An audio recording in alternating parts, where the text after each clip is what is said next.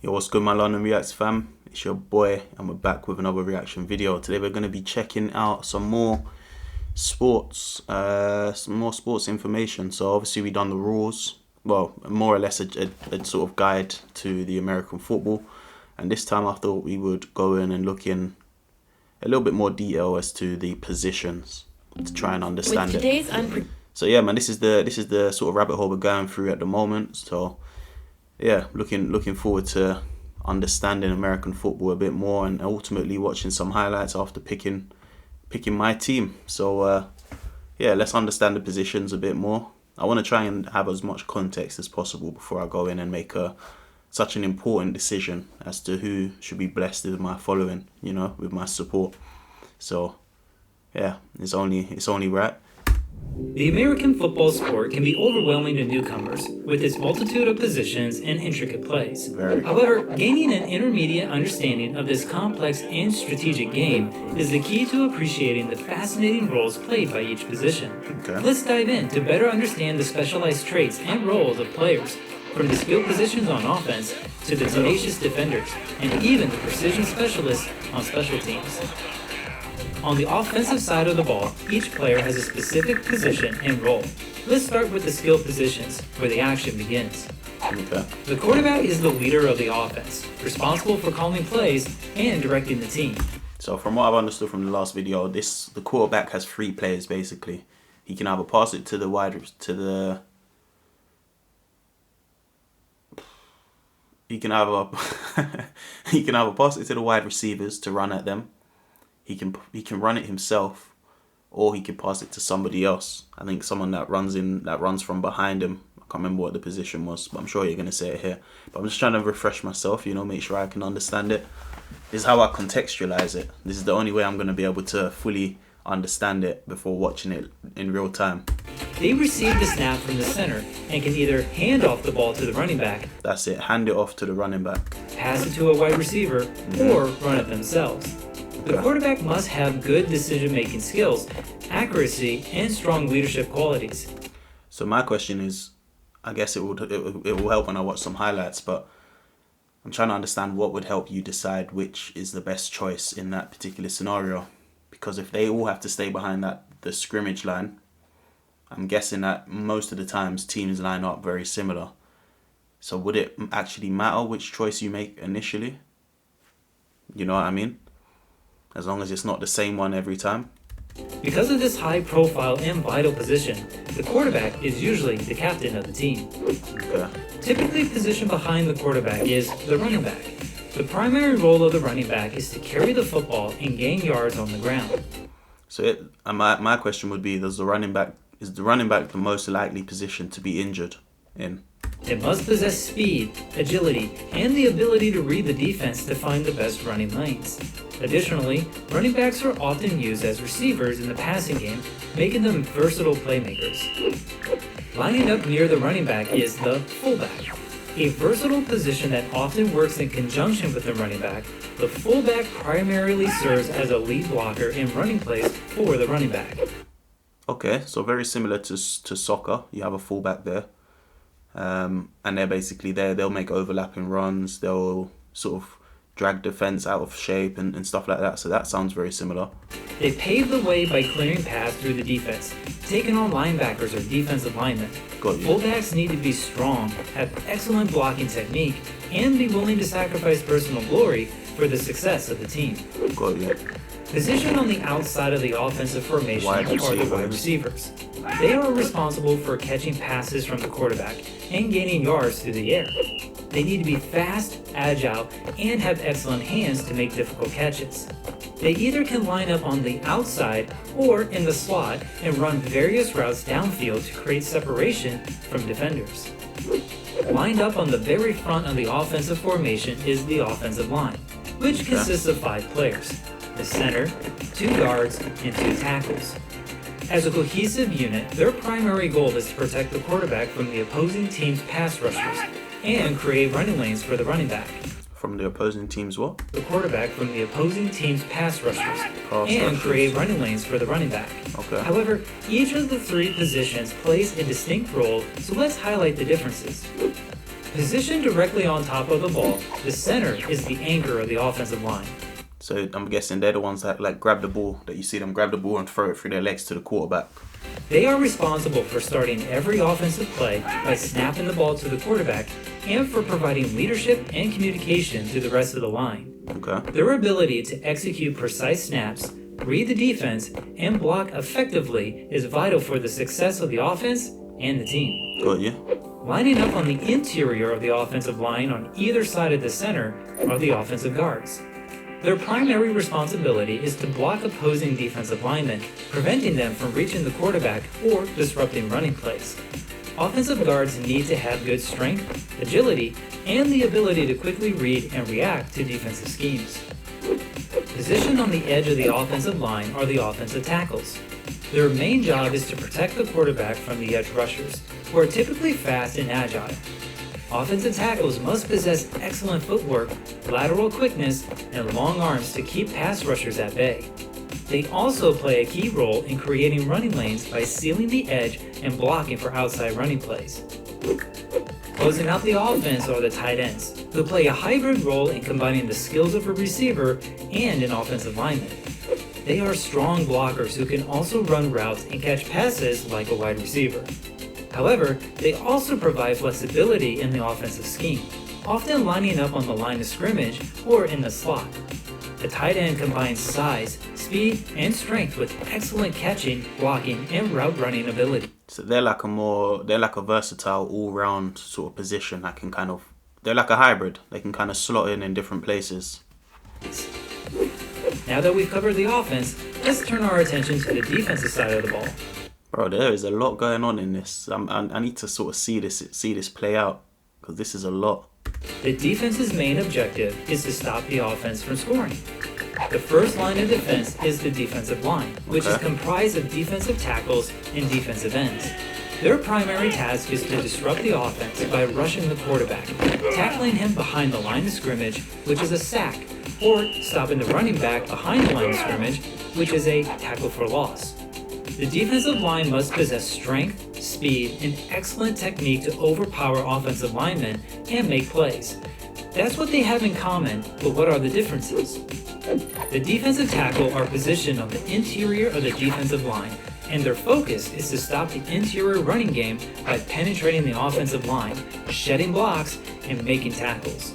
They also play a crucial role in collapsing the pocket and pressuring the quarterback, making it difficult for them to find open passing lanes. As the position name suggests, the defensive end lines up on the edges of the defensive line, opposite from the offensive tackles. Their focus is on rushing the quarterback and containing outside running plays. They need to have a combination of pass rushing moves, coverage skills, and the ability to set the edge against the run. Lined up behind the defensive line are the linebackers, who are versatile players that can defend both the run and the pass.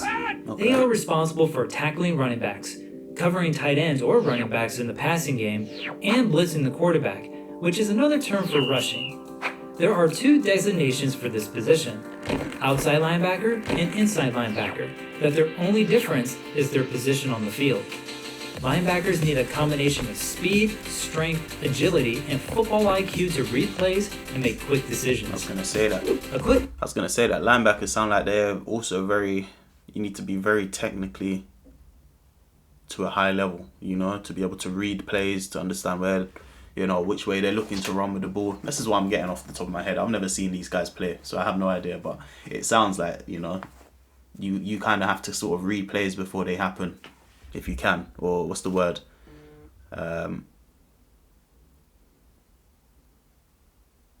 There's a word that I'm looking for. You have to kind of, what's the word, man? Predict, more or less. That's not a word, but... Yeah. Note that sometimes you'll hear the defensive position known as edge. This position is essentially a defensive end that can also play a linebacker position based on which defensive formation is being called for that play.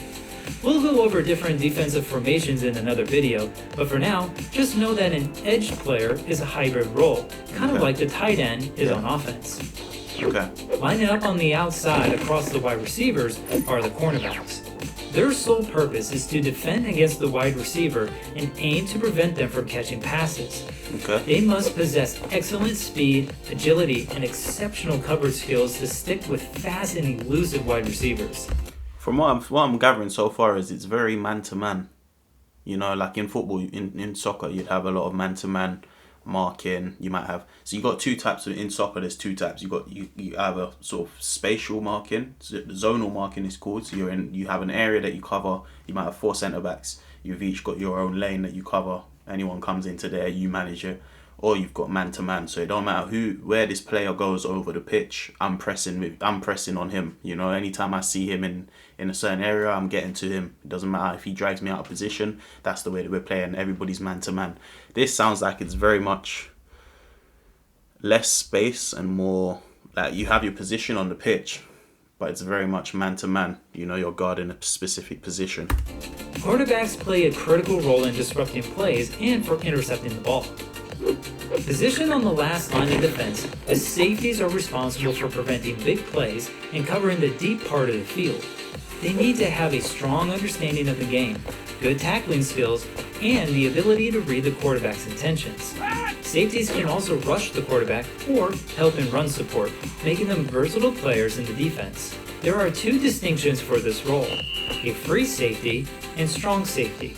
Okay. The free safety is positioned on the weak side of the defensive backfield to watch the play as the play unfolds. The strong safety is placed on the strong side of the defensive backfield to play closer to the line and stopping the run or covering the tight end. In addition to offense and defense, there is a third phase of the game known as special teams. This phase involves specialized players who handle kicking and punting duties. Okay. Kickers play a crucial role in scoring points for their team. I was just going to say, what's the difference between a kick and a punt? I thought that was the same thing, but let's see. They are responsible for kicking field goals after a successful offensive drive or extra points after a touchdown. Got you. A field goal is worth 3 points while an Touchdown. extra point is worth 1. Okay. Kickers need accuracy, leg strength, and the ability to perform under pressure. Not only are kickers essential in providing the team with valuable points, but they are also crucial in executing successful kickoffs. So they're basically like your striker equivalent, you know. You're going to have to step up in times of need, you know, when you've got a penalty or you need to score a goal in the last minutes. That's the person that you call on. A trivial position compared to the rest of the skilled positions on the team, the holder is responsible for holding the football in place for the kicker during a field goal or on an extra point attempt. Their main role is to catch the snap, ensure a clean placement of the ball in a short time to allow the kicker to make an accurate and successful kick. Most teams will double this role with a punter or backup quarterback and not reserve a roster spot solely for this position.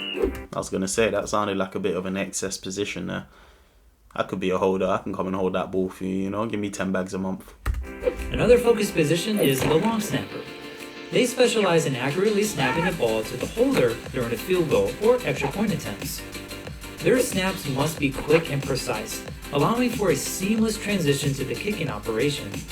This role needs to have consistent snapping technique and the ability to deliver the ball accurately under pressure.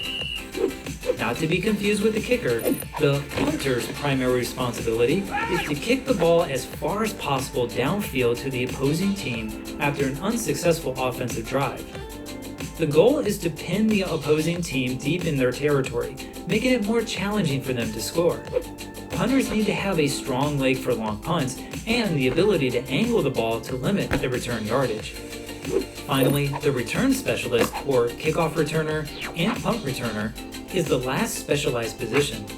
They are responsible for fielding kickoffs or punts and advancing the ball as far as possible or to score a touchdown.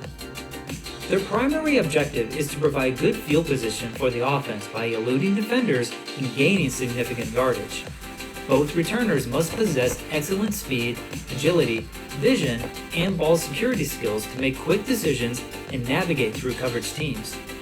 It's rare for a team to have this role designated to a single player, so it's doubled up usually by a cornerback, running back, or a wide receiver. Whether it's the skilled positions on offense, the tenacious defenders on defense, or the precision specialists on special teams, every player in American football has a unique role to play. Each position requires specific skills and contributions to the team's overall success. If you enjoy learning about sport, no, I definitely enjoyed this one. This was interesting. I didn't know there was so much positions, if I'm being totally honest. I think I could have been, I'm still yet to see them play. Still yet to see this in the theory in action. But I reckon I could have been a football player, At least one of these positions. At least, So, at the very least I could have been a holder. But yeah, this is interesting. This is definitely a good watch. I feel like I'm getting a little bit more understanding, but again, I still need to sort of see it in action. So maybe I'll watch one of the highlights on YouTube first, before I make a life-changing decision and start getting entrenched in the NFL series, or NFL season rather. But yeah, this was interesting. Drop a comment. Let me know if there's any other videos I should check out.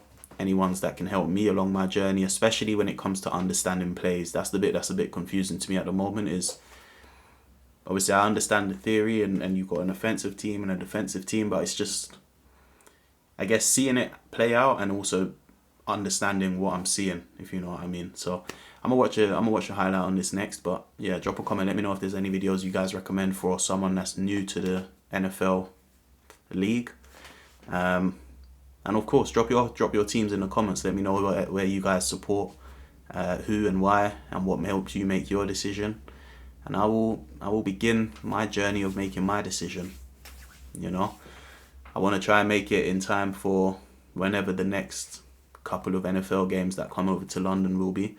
And then it will be, it'll be nice and fitting for me to be able to go and attend a game and actually understand and be one of those sort of people. I used to live in Tottenham, which is where obviously they do the NFL games here in Tottenham Stadium. So I used to always see them going to the games and stuff like that. So yeah, I'm looking forward to it. Drop a comment as well. Let me know when the new season starts. I think when I was looking into it, it ends in January, 4th of Jan or something. So does the new season start straight away, or yeah? Drop a comment. Let me know if there's a video that can help me with that. But yeah, that's it for this one. Don't forget to hit that subscribe button, join the family, and I'll see you guys on the next one.